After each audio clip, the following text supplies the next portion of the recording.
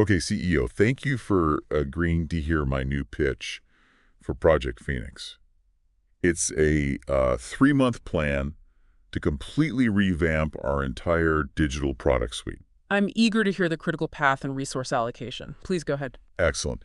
Okay, so the timeline is aggressive, Right. really aggressive.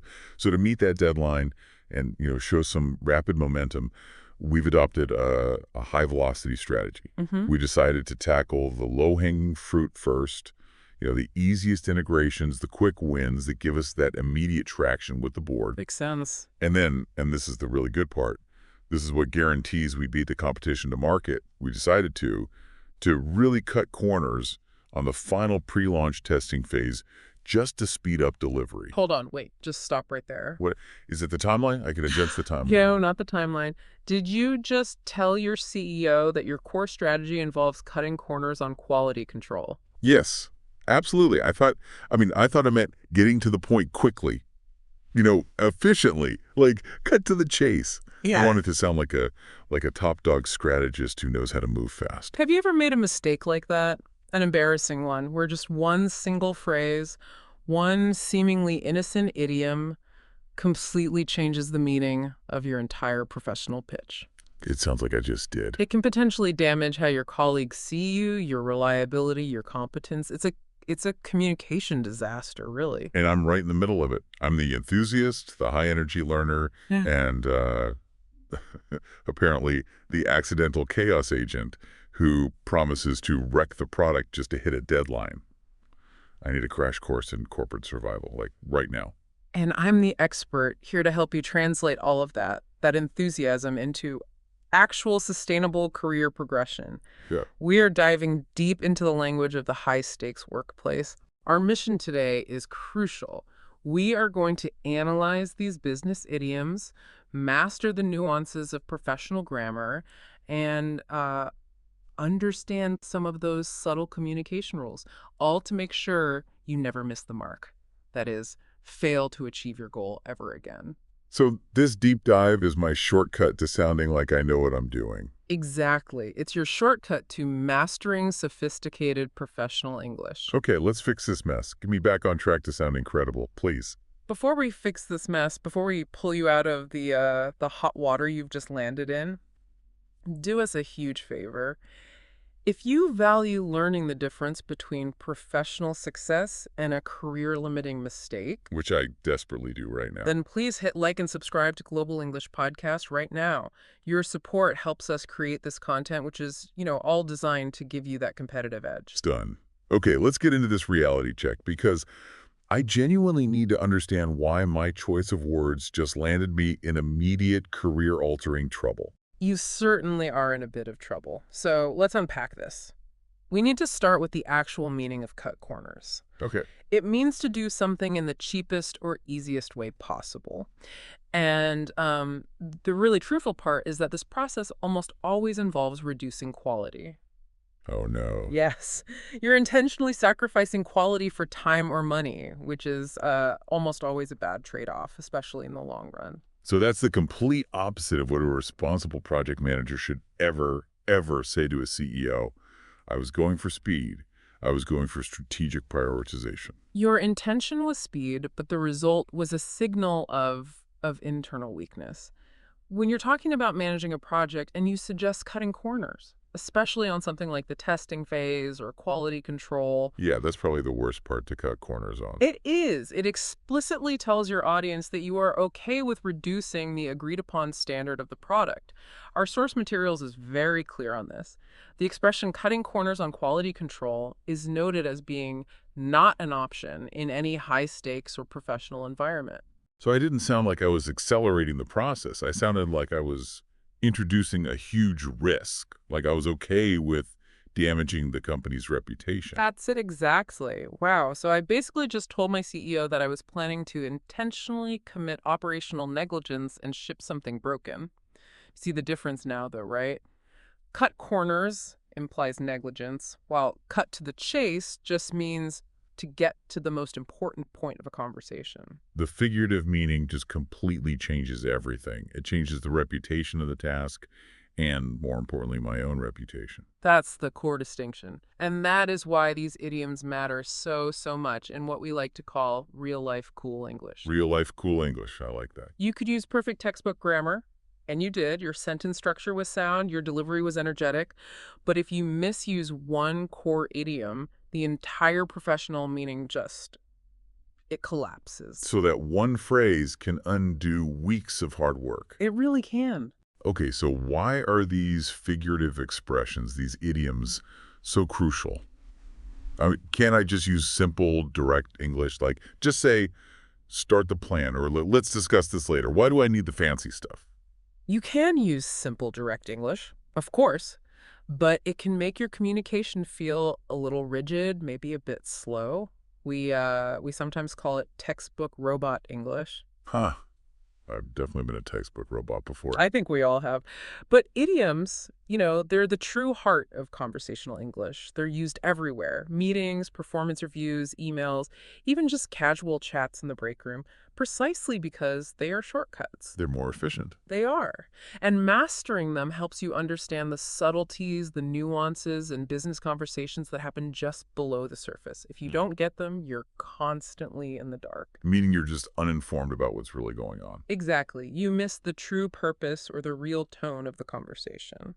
I see. So it's not just about speed. It's about cultural fluency. It's about understanding the unwritten rules. 100%. If your boss says, we need to hit the nail on the head with this budget proposal, and you don't know, that means finding exactly the right answer. Then I'll miss the urgency. I'll miss the high expectation for precision. You will. And that brings us to the power of short phrases. This is all about how professional communication uses this quick, figurative language to save time and, really, to demonstrate professional fluency. It shows you belong, right? That you get the culture and you respect everyone's time. Exactly. So let's look at a few essential communication terms for everyday use. Yes, give me the essentials. The quick phrases I need to avoid sounding like I'm translating every single sentence in my head before I speak. Okay, first up, a classic. Touch base. It just means to briefly make or renew contact with someone. It's concise, it's professional. Right, I use that one. Let's touch base next week on the project progress. It's so much faster than saying, let us reconnect and check in briefly next week to review the progression of the ongoing work. It saves so much time. But you brought up a really good point when we were planning this deep dive. Some people, some efficiency experts, actually criticize touch base for being a bit passive or too corporate. Yeah, I've heard that. So where should we avoid it? That's a great question. You should probably avoid it when the situation calls for a structured, detailed review, not just a casual check-in. Oh, okay. So if I need a full 1-hour strategy session, I shouldn't say, let's touch base. Right, because that minimizes the complexity of the meeting. You're signaling it's a big, important discussion. So use touch base only for those quick status updates or brief renewals of contact. Got it. It's for brief interactions. What's next? Next is get up to speed. This means to learn what you need to know about something quickly or to become familiar with the latest information. I see that phrase everywhere, especially in fast-paced environments like tech companies. It signals that rapid learning is expected, that the company really values continuous education. It's kind of an idiom of competence. Absolutely. Okay, 2 more crucial phrases. These ones are for team dynamics. First, on the same page. To have a shared understanding. Exactly. You'd say, let's make sure we communicate constantly so we're always on the same page. It's about confirming alignment, preventing any kind of operational drift. And the last one. And finally, the bottom line. This one is so interesting to me. I know it means the final, most important point or result, but why? Why is it called the bottom line? So here's the deep dive insight you need. The term, the bottom line, comes directly from accounting and finance. Oh, really? Yeah. When a company prepares its financial statement, its profit and loss statement, the very last number, the final figure showing the net income or loss, is literally written on the bottom line of the document. So the literal position of the net profit in the financial report gave birth to the figurative meaning. That's so cool. Exactly. It evolved to mean the core truth, the ultimate result. You use it to rapidly summarize a complex discussion, saving time and showing that you can cut through all the details to get to the most essential fact. Can you give me an example? Of course, the changes improved employee satisfaction and the office looks better, but the bottom line is that productivity increased by 20% and revenue is up. So it prioritizes the financial outcome over everything else. That's a fantastic little piece of trivia that really helps lock the phrase in my memory. Good. So, idioms noted, but you also mentioned something foundational about grammar, about active voice and tense usage. This is where I feel like I need the most technical help. This is critical. We call it the grammar of professionalism. Mastering this really changes how recruiters and management perceive your competence. Okay, let's start with voice. Active versus passive. Lay it on me. You must, almost universally, use the active voice Why? That's the big deal. because it ensures that you are the agent of the work. It projects clarity, ownership, and authority. You really want to avoid weak, passive constructions like "I was involved in" or "the project was assigned to me." Right. So instead of saying, a team of 10 people was managed by me and the budget was overseen by my department, which sounds so weak, I should say, I managed a team of 10 people and I oversaw the departmental budget. Stronger, clearer, far more authoritative. Precisely. However, let's add some nuance here. That's what a deep dive is for. When is the passive voice sometimes appropriate, even in professional settings? Ooh, a trick question. I would guess maybe when you need to soften bad news or avoid assigning blame to a specific person. You hit the nail on the head, exactly. If you need to deliver sensitive news like the launch date has been delayed, using the passive voice, something like the decision was made to adjust the schedule, can momentarily distance the speaker from the negative action. It makes it sound more corporate and less like, I made this bad decision. Right, but for describing your achievements, you have to stick to the active voice and what's called the SAR method. The SAR method. What's up there? Situation, action, result. When you talk about your achievements, you frame them using this structure. What was the situation or the challenge? What action did you take? And what was the measurable result? And the action part has to use strong, active verbs. It's essential. The action must be conveyed using strong, active verbs. That sounds like a formula for a perfect job interview answer. It is. Now let's talk about tense usage. This is another major signal of professional status. This is how you differentiate 3 distinct types of professional information. 3 types. 1, your ongoing current duties. 2, your completed achievements. And 3, your future goals. Okay, so how do the tenses apply to those? When you're talking about your ongoing duties, the things you do on a regular, continuous basis right now, you use the present tense or the present continuous. So if I'm managing a team this quarter, I should say, I am managing a team of 10, or I am overseeing daily operations and mentoring junior staff. The continuous tense shows that these are current, active responsibilities.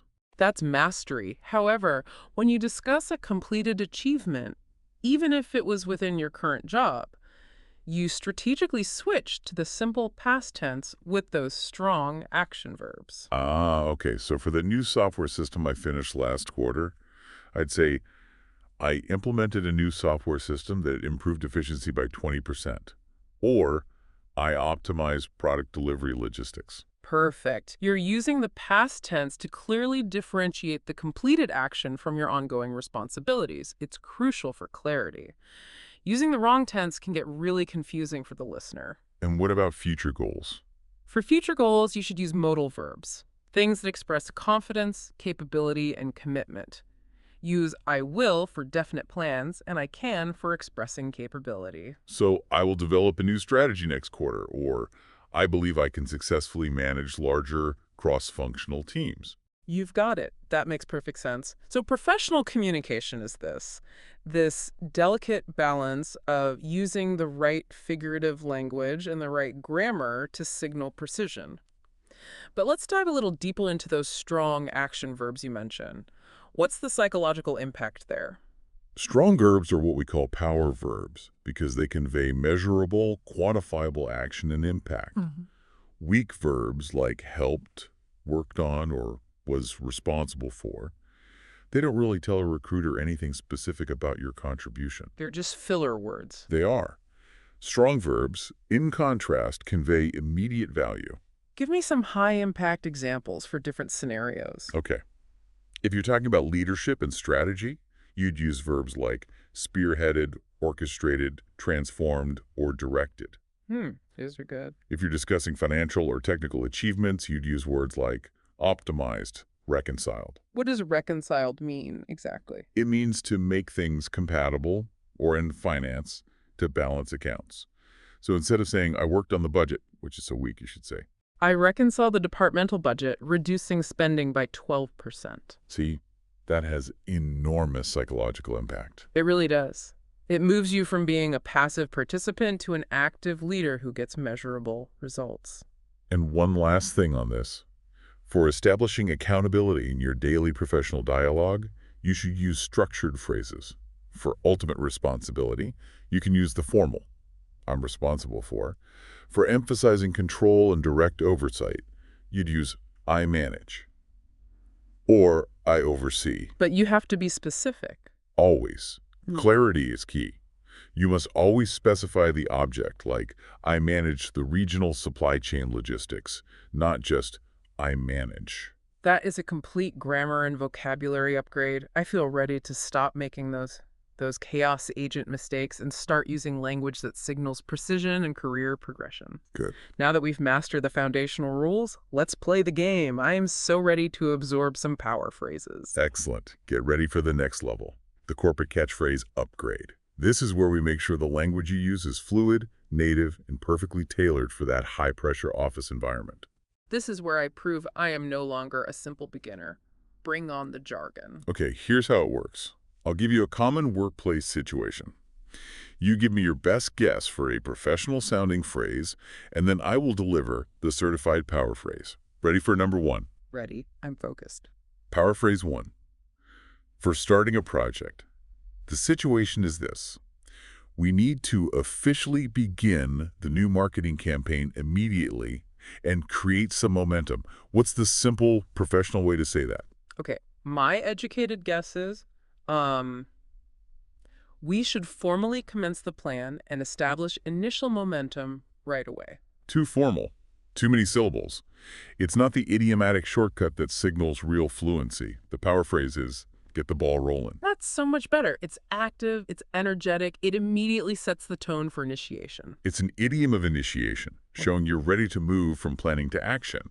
And, fun fact, this phrase likely comes from sports, either, pool and billiards, or football, where you literally have to get the ball into motion to start the game. It conveys energy. Okay, usage example. We need to get the ball rolling on the 2028 forecast this afternoon, or we'll be behind schedule. Perfect. And remember, that also shows you're ready to hit the ground running, which is another great idiom. It means you're ready to start a new activity with great energy, no learning curve needed. Okay, I see how they connect.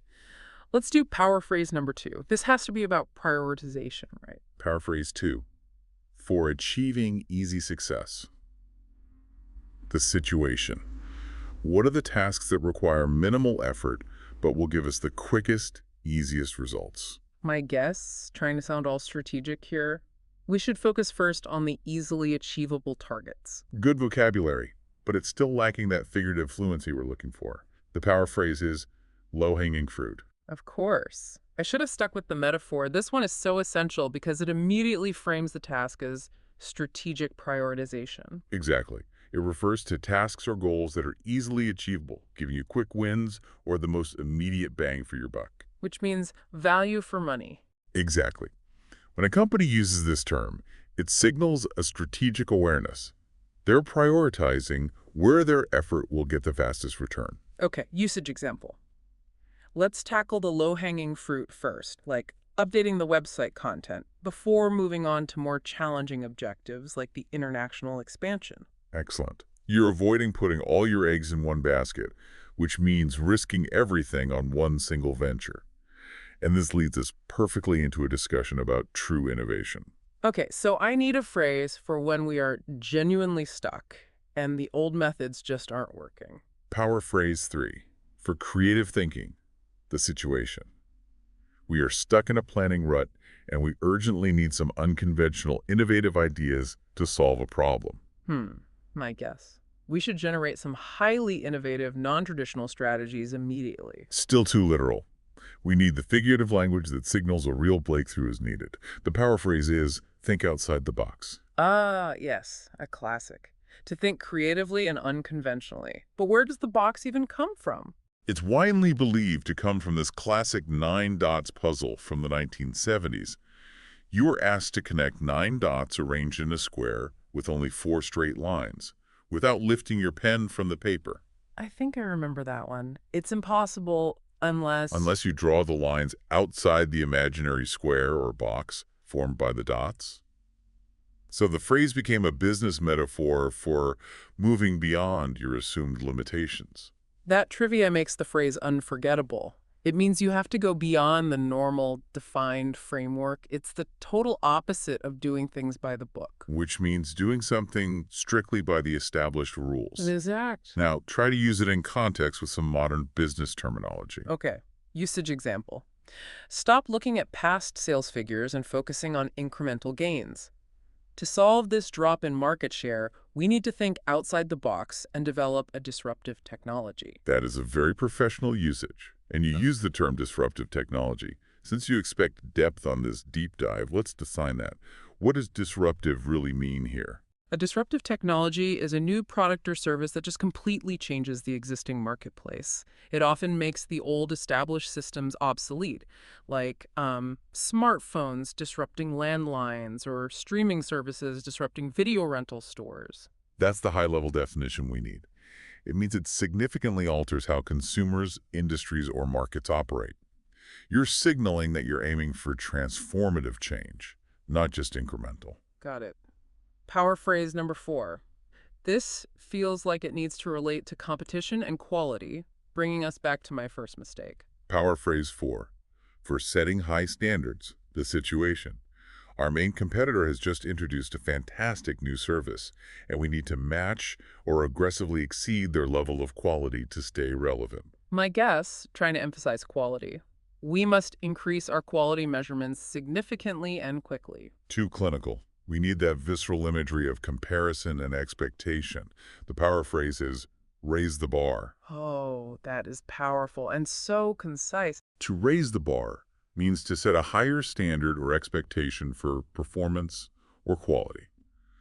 This one also comes from sports, specifically track and field high jump or pole vault, where they literally raise the physical bar higher for successful competitors. Which is critical in a competitive job market where excellence is just the baseline and continuous improvement is how you succeed. Exactly. Okay, usage example. Our clients expect excellence. Since our competitors have raised the bar with their new service offerings, we must continuously raise the bar across our internal teams if we want to retain their business. Notice how that phrase is used both proactively and reactively there. It shows you're staying on your toes, remaining alert, and ready to react in a fast-paced environment. Okay, one more for the game. The one about my own personal career path. Power phrase 5, for discussing career progression and ambition. The situation. A senior leader is asking about your professional growth, and you want to convey that you are achieving significant, positive developments and moving toward a leadership role. Okay. I am advancing well in my current role and seeing good developments. True, but it's weak and generic. It lacks the punch of someone who is serious about rapid career advancement. The power phrase is, making strides in your career. Making strides in your career, I love that. It signifies moving forward, growing, and achieving success through these big, positive developments. Exactly. It highlights active, measurable progress. And you could also use some highly ambitious, figurative alternatives if you're really aiming for the C-suite. Ooh, give me the ultimate corporate ambition phrases. Well, you could say you are climbing the rungs of success, which conveys making progress step by step, like going up a ladder in a hierarchy. Or, if you aspire to be the key person driving revenue for the company, you might want to be known as the rainmaker. A rainmaker, that's amazing. It's a great term. That idiom refers to a person who generates a significant amount of income or business opportunities for a company, much like rain brings prosperity to crops. It's a very, very high compliment in business. It suggests you are indispensable. Wow. Okay. So my usage example for making strides in my career would be by taking on challenging projects, continually expanding my network, and focusing on improving my cross-functional skills, I have been making great strides in my career this year. That is a professional, confident, and specific use of the language. It blends achievement with self-improvement, which professional cultures really value. Excellent work. You have successfully navigated the corporate catchphrase upgrade. I am officially no longer operating as a chaos agent. Okay, let's transition from the fun mastery part to a more sensitive topic. One where a communication failure can lead to a huge cultural faux pas. I need the danger zone instructions for sensitive conversations. This next section is crucial, especially if you're working or plan to work in a culture with high individualism, specifically the American job market.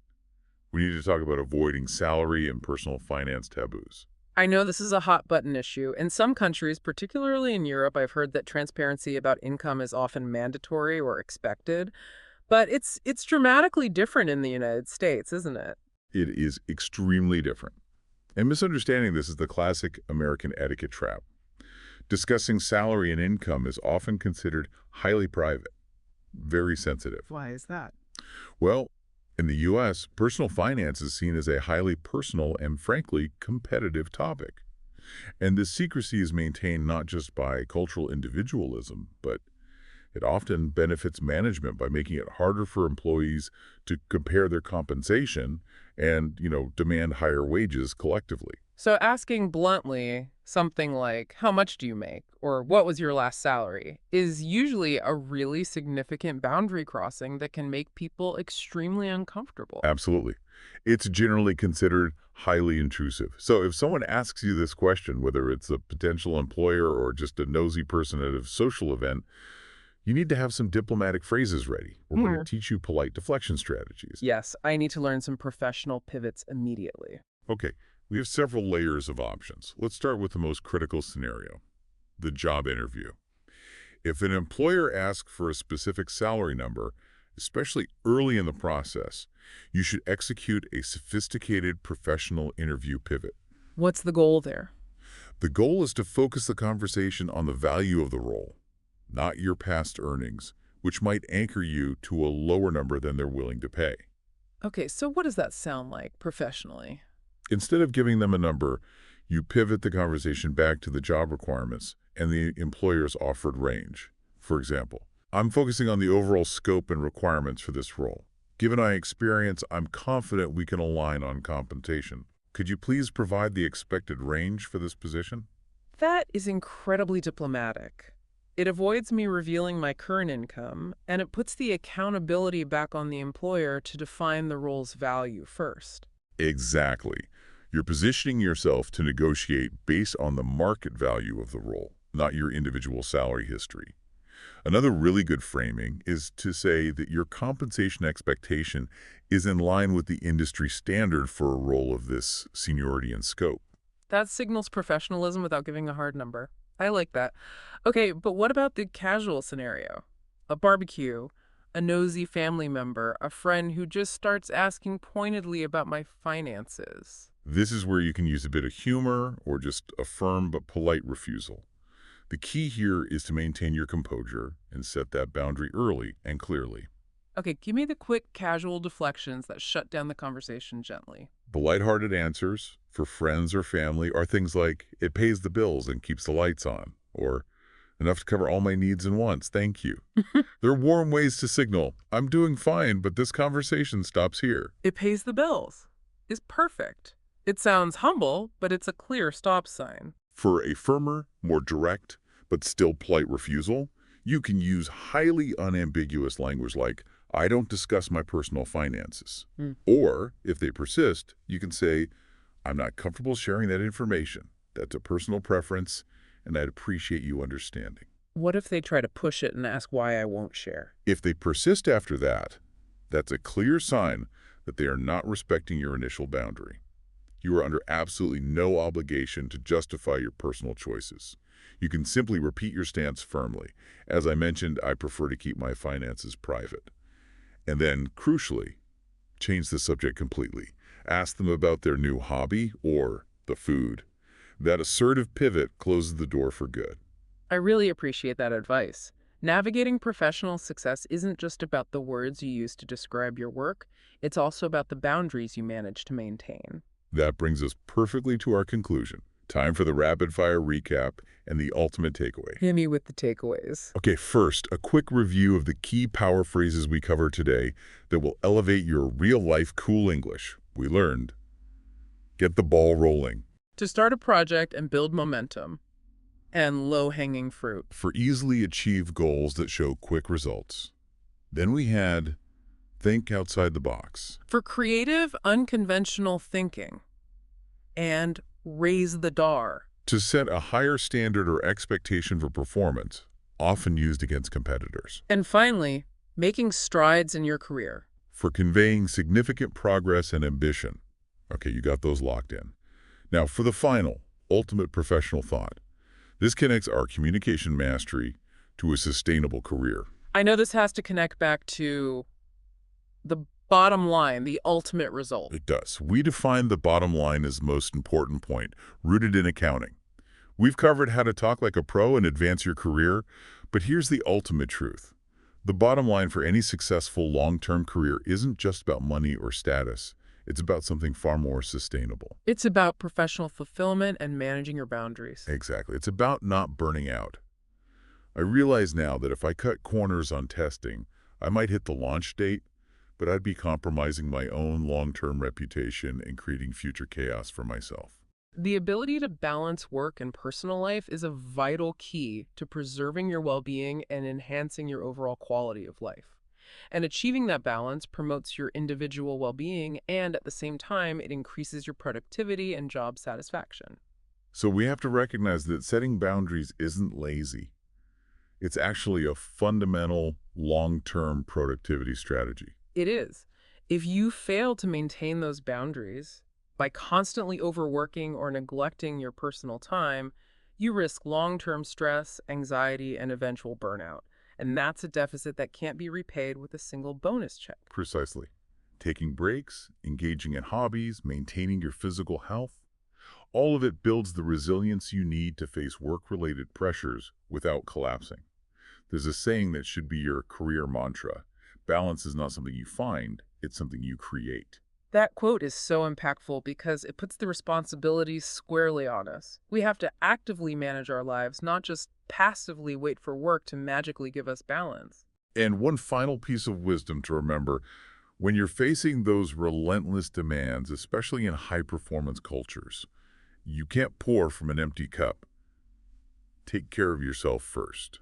That message reminds us that self-care isn't a luxury. It's a necessity for sustained performance. When we prioritize self-care and boundary management, we return to work with more focus, more energy, and a better ability to deliver high-quality results. I am taking that to heart. Mastering communication is about achieving professional goals while also ensuring personal fulfillment. Now for your final challenge, the dare for today.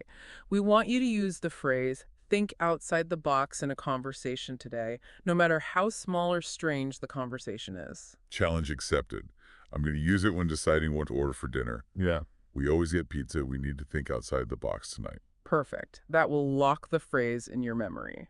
If you found this deep dive valuable and you learned the difference between cutting corners and professional excellence, please remember to hit that like button and subscribe to Global English Podcast one last time. I'm ready to make some serious strides in my communication. See you next time. See you next time.